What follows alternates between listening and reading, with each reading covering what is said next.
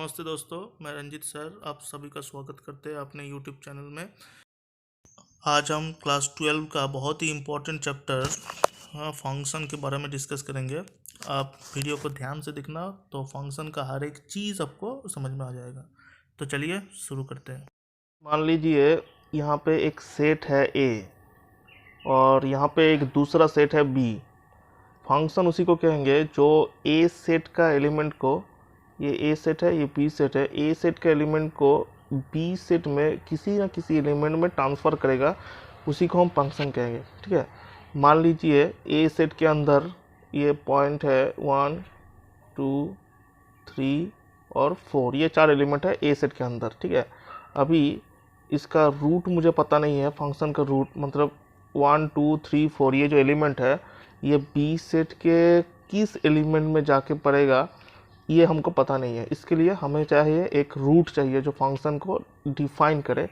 मैंने पकड़ लिया ये एक फंक्शन डिफाइन करता है F X equal to 2x minus 3, ये एक फंक्शन डिफाइंड करता है, ये मैंने पकड़ लिया। ठीक है, अभी देखेंगे 1 2 3 4 जो ए सेट का एलिमेंट है वो बी सेट का कौन कौन सा एलिमेंट में ट्रांसफ़र होगा ये हमने थोड़ा देख लेना है पहले। ठीक है, तो यहाँ पे एफ ऑफ 1 क्या होगा, पहले ए 1 जो एलिमेंट है 1 को हम x की जगह यहाँ पे बिठाएंगे, एफ एक्स के यहाँ बिठाएंगे 1 को, तो देखेंगे एफ एक्स का वैल्यू क्या आएगा। ठीक है, एफ ऑफ 1 एक्स की जगह 1 बिठा दिया तो यहाँ पे होगा 2 × 1 माइनस 3 मतलब -1 आ जाएगा। यहाँ पे एफ ऑफ 2 क्या होगा, एफ ऑफ 2 हो जाएगा आपका एक, यहाँ पे एक्स की जगह 2 बिठाएंगे, यहाँ एक्स की जगह अगर 2 बिठाएंगे तो 4 माइनस 3 मतलब 1 आ जाएगा यहाँ पे।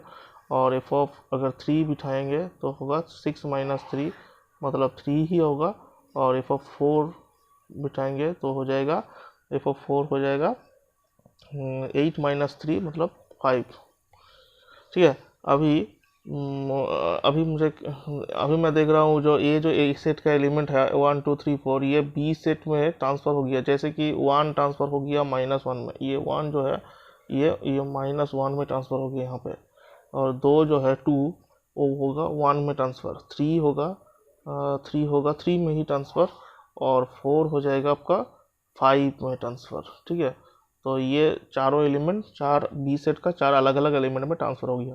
ठीक है, तो इसी को हम फंक्शन कहेंगे जो ए सेट का हर एक एलिमेंट को जो रूट है ये बी सेट के किसी न किसी एलिमेंट में ट्रांसफ़र करेगा, इसी को हम फंक्शन कहेंगे। जैसे ये एक फंक्शन हो गया F X equal to 2x minus 3, F X equal to X square minus 1, suppose ये मैंने दूसरा फंक्शन ले लिया, सपोज ये पकड़ लिया। ठीक है, अभी देखिए ए सेट का जो एलिमेंट है, ए सेट का 1 2 3 4 ये एज इट इज सेम है। इस एलिमेंट इस फंक्शन के थ्रू कौन कौन से एलिमेंट में जाता है ये मैंने चेक कर लेता पहले। ठीक है, तो एफ ऑफ 1 पहला एलिमेंट A1 यहाँ पे बिठाएंगे तो क्या आएगा 1 स्क्वायर माइनस 1 मतलब 0। दूसरा एलिमेंट है 2 अगर यहाँ पे बिठाएंगे तो क्या होगा 4 माइनस 1 मतलब 3। तीसरा एलिमेंट है 3 यहाँ पे बिठाएंगे क्या होगा 9 माइनस 1 मतलब 8। चौथा जो एलिमेंट है 4 यहाँ पे बिठाएंगे तो क्या आएगा 16 माइनस 1 मतलब 15। तो यहाँ पे हम देख रहे हैं कि ये जो 1 है 1 ट्रांसफ़र होकर बी सेट में 0 में चला जाएगा। ठीक है, 2 जो है वो ट्रांसफ़र होकर कहाँ जाएगा 3 में चला जाएगा, और 3 जो है वो ट्रांसफ़र होकर 8 में आ जाएगा 8, और 4 जो है वो 15 में आ जाएगा 15 में। ठीक है, तो ये ऐसे ट्रांसफ़र होगा। ठीक है, तो ये फंक्शन हो गया ए सेट से लेके कोई ए सेट का हर एक एलिमेंट को अगर बी सेट के किसी न किसी एलिमेंट में जो ट्रांसफ़र करेगा उस रूट को हम फंक्शन कहेंगे। जैसे कि F X equal to X square minus 1 यहाँ पे फंक्शन हो गया। ठीक है, पहले एक फंक्शन का मैंने एग्जांपल दिया है F X equal to 2x minus 3, ये दोनों एक फंक्शन है। ठीक है, तो फंक्शन को देखिए डिफाइन करते हैं ऐसे एफ सच दैट, ये कोलन की तरह देखते हैं कि सच दैट लिखते हैं यहाँ पे, such that A to B. ठीक है, इसका मतलब क्या है, एफ एक फंक्शन है जो ए सेट के एलिमेंट को बी सेट में ट्रांसफ़र करेगा, इसीलिए इसका यहाँ पे एरो ऐसा साइन देता है। ये फंक्शन को मैंने डिफाइन किया है। ठीक है, अभी ए जो सेट है इसको कहेंगे डोमेन सेट, इसको क्या कहेंगे डोमेन। ये इसको डोमेन सेट कहते हैं और इसको पी सेट को कहते हैं कोडोमेन सेट, कोडोमेन सेट। ठीक है। था अगले जो फंक्शन मैंने थोड़ी देर पहले डिफाइन किया था x स्क्वायर माइनस 1, इस फंक्शन के थ्रू इसका रेंज सेट हो जाएगा। वन जा रहा था 0 पे, ठीक है, 2 जा रहा था 3 पे, 3 जा रहा था 8 पे और 4 जा रहा था 15 पे। तो ये जो सेट हुआ 0 0 3 15 8, इस सेट को हम रेंज सेट कहेंगे, रेंज, इस सेट को रेंज। बी सेट का हर एक दूसरा भी एलिमेंट है, सपोज कर लीजिए बी सेट का और भी एलिमेंट था, यहाँ पे 1 था, 2 था, 3 7 था, ठीक है। ये बी सेट का एलिमेंट था लेकिन वो यूज़ नहीं हुआ है। 1 2 3 4 इसका जो ट्रांजेक्शन है, ये 1 0 में गया, 2 गया है 3 में, 3 गया है 8 में और 4 गया है 15 में। मतलब ये ए सेट का हर एक एलिमेंट बी सेट का जिस एलिमेंट में पढ़ रहा है, उस एलिमेंट को लेके अगर कोई सेट डिफाइन किया मैंने, तो उसी सेट को कहेंगे रेंज सेट। ठीक है। तो आपको डोमेन के बारे में, कोडोमेन के बारे में और रेंज सेट के बारे में पता चल गया। डोमेन मैंने फिर से एक बार बता रहा हूँ, डोमेन कहेंगे ए सेट को जहाँ से एलिमेंट ट्रांसफ़र होगा। ठीक है। ए सेट का हर एक एलिमेंट ट्रांसफ़र होगा तो ए सेट को हम डोमेन सेट कहेंगे। बी सेट को कहेंगे, पूरा सेट को कहेंगे कोडोमेन सेट, मतलब जिस सेट में ट्रांसफ़र हो गया, जिस सेट में ट्रांसफ़र होगा उसको कोडोमेन सेट कहेंगे। और रेंज सेट उसी को कहेंगे बी सेट का जिस एलिमेंट में ट्रांसफ़र हुआ है ए सेट का एलिमेंट, उस एलिमेंट को लेके जो सेट हमने बनाएंगे उसी सेट को हम रेंज सेट कहेंगे। ठीक है। तो डोमेन, कोडोमेन और रेंज सेट आपको पता चल गया। ठीक है। ये रेंज सेट का हर एक एलिमेंट मतलब 3 0 8 15, हर एक एलिमेंट को हम कहेंगे इमेज पॉइंट, इसको कहेंगे इमेज। ठीक है। और ए सेट का जो एलिमेंट था पहले 1 2, ठीक है, 3 3 4, इस सेट के एलिमेंट को कहेंगे pre image set, pre image. ठीक है। इस सेट के एलिमेंट को कहेंगे, मतलब हर एक एलिमेंट को इसको प्री इमेज कहेंगे। ठीक है। तो मान लीजिए मैंने बोला 0 का प्री इमेज क्या होगा, तो 0 जिस एलिमेंट से आया है, 0 कहाँ से आया था, 1 से आया था, तो 1 होगा 0 का प्री इमेज। 3 का प्री इमेज क्या है, ये 3 का प्री इमेज होगा 2।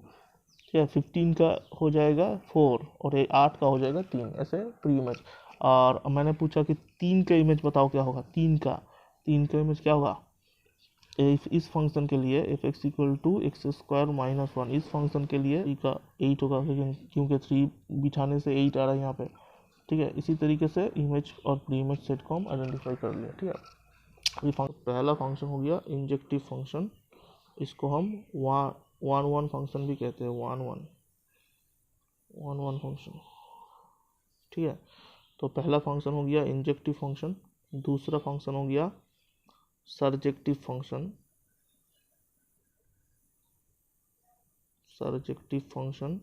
इसको ऑन टू फंक्शन भी कहते हैं, ऑन टू फंक्शन। ठीक है। और तीसरा फंक्शन हो गया आपका बाइजेक्टिव फंक्शन,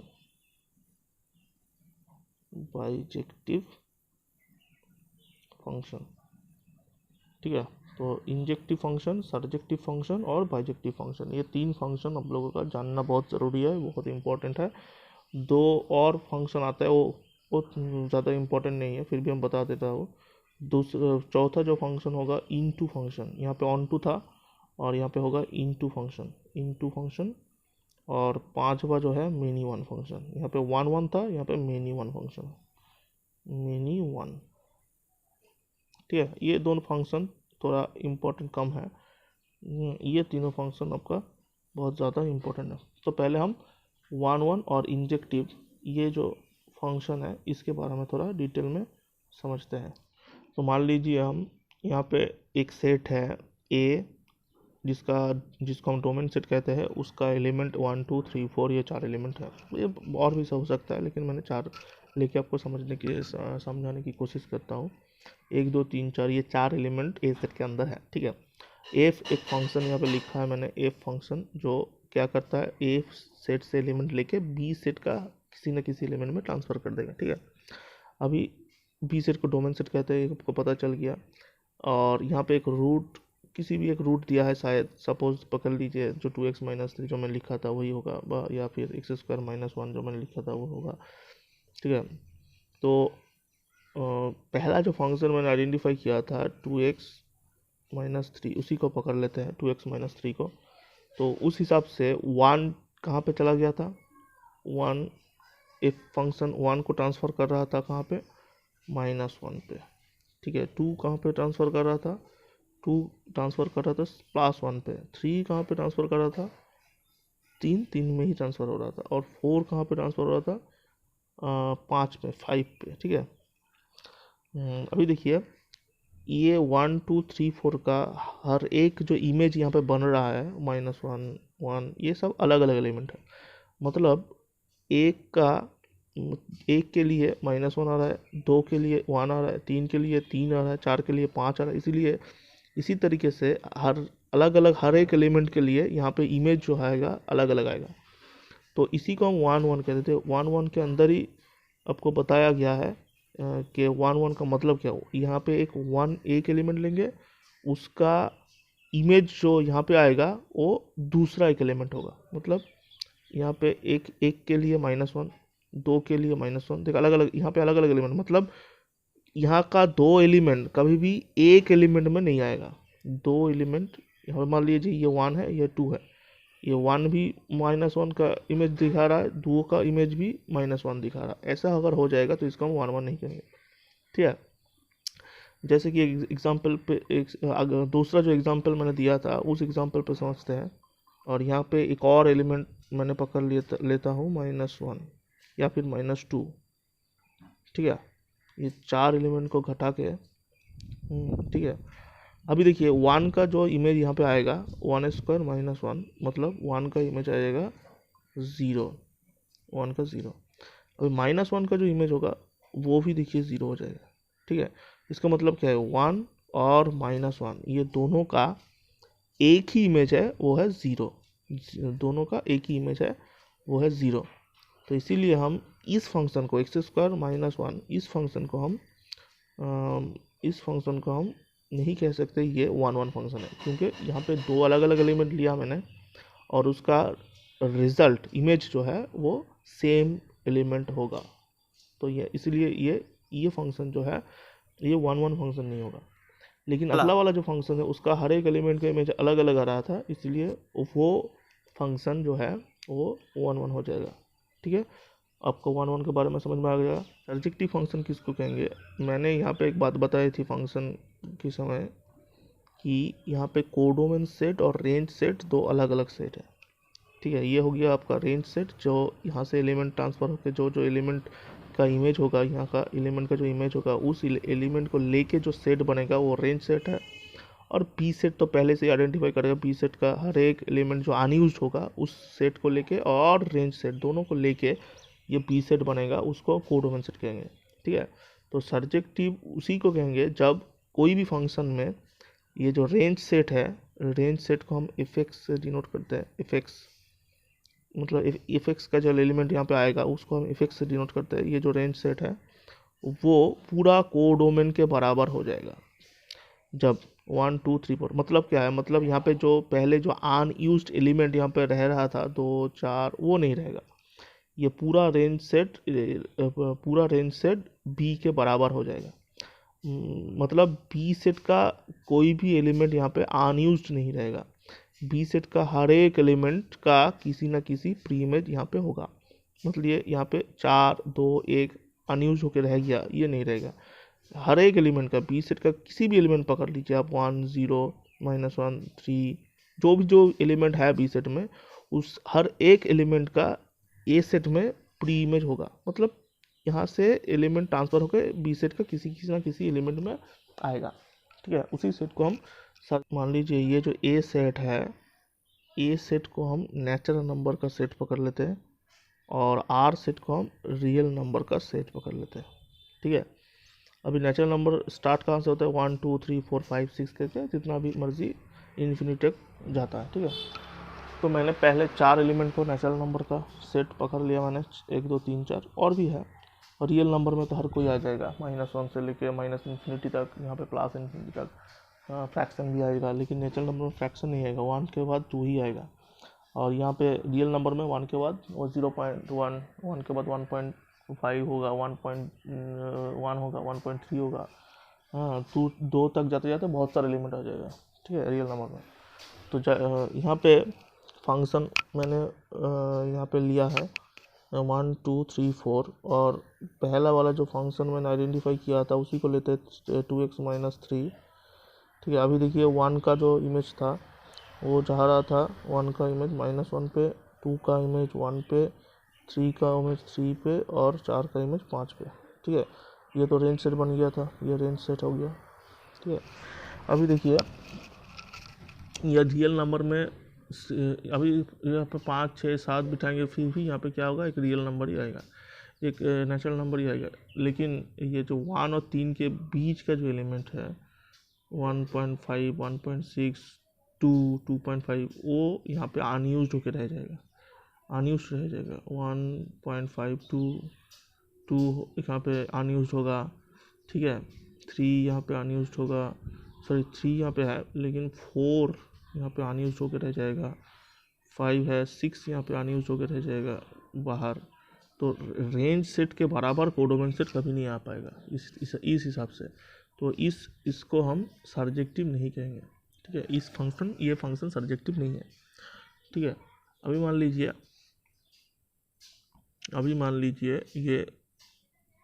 ये भी रियल नंबर है, सपोज ये भी रियल नंबर है, ये एक रियल नंबर है सपोज। ठीक है, तो अगर ये भी रियल नंबर है, ये भी रियल नंबर है, तो यहाँ पे 1 से नहीं, यहाँ पे 1 के बाद 1.5 भी ले सकते हैं, 1.3 भी ले सकते हैं, 1.7 भी ले सकते हैं।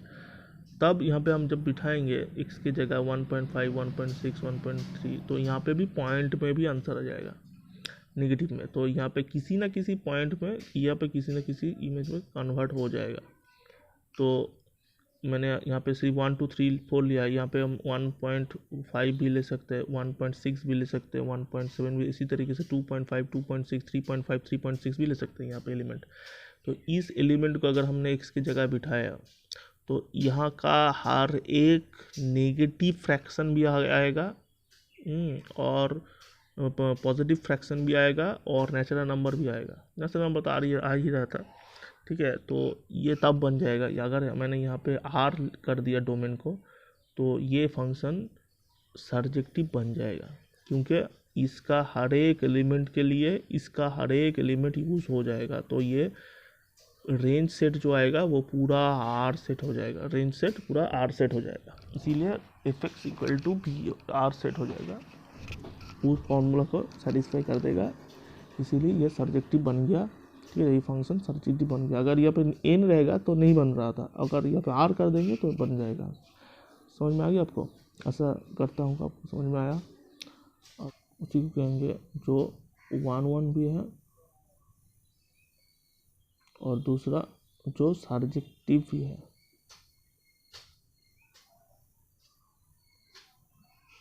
ये दो अगर हो जाएगा एक फंक्शन में, 1 1 भी है और सर्जेक्टिव भी है, तो उसी को हम बाइजेक्टिव फंक्शन कहेंगे।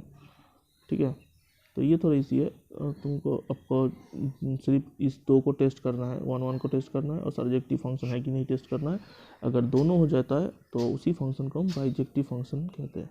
ठीक है, 1 फंक्शन मेनी 1 कुछ नहीं है, जो मैंने 1 1 कहा था उसका विपरीत है। मतलब यहाँ पे 1 2 3 4 ये मान लिए 4 एलिमेंट है, इसका अलग अलग एलिमेंट में अगर नहीं पढ़ के 2 एलिमेंट एक ही इमेज बताता है, 2 एलिमेंट ये फंक्शन है, 2 एलिमेंट का अगर एक ही इमेज होगा, या फिर 3 एलिमेंट का एक ही इमेज होगा, या फिर 4 एलिमेंट का, 2 एलिमेंट का भी हो सकता है, 3 एलिमेंट का भी हो सकता है, या फिर 4 एलिमेंट का भी। अगर एक में ऐसे एलिमेंट हो जाएगा, ये मान लीजिए 3 अलग 4 और 4 5 में किया है, लेकिन 1 और 2 एक में एक ही एलिमेंट दे रहा है, तो इसी फंक्शन को हम, अगर एक भी केस ऐसा हुआ कि 2 एलिमेंट एक ही जगह या फिर 3 एलिमेंट एक ही एलिमेंट में इमेज दे रहा है, तो उसी फंक्शन को मेनी 1 मतलब क्या है, और बहुत सारा एलिमेंट एक ही एलिमेंट में जा रहा है, इसके अंदर ही छुपा हुआ है राज, many element of domain set एक ही एलिमेंट में जा रहा है, इसी को हम कहेंगे मेनी। किसी भी एलिमेंट डोमेन सेट में अनयूज होकर रह जाता है, मतलब यहाँ पे मान लीजिए A0 1 -1 5 ये अनयूज्ड है।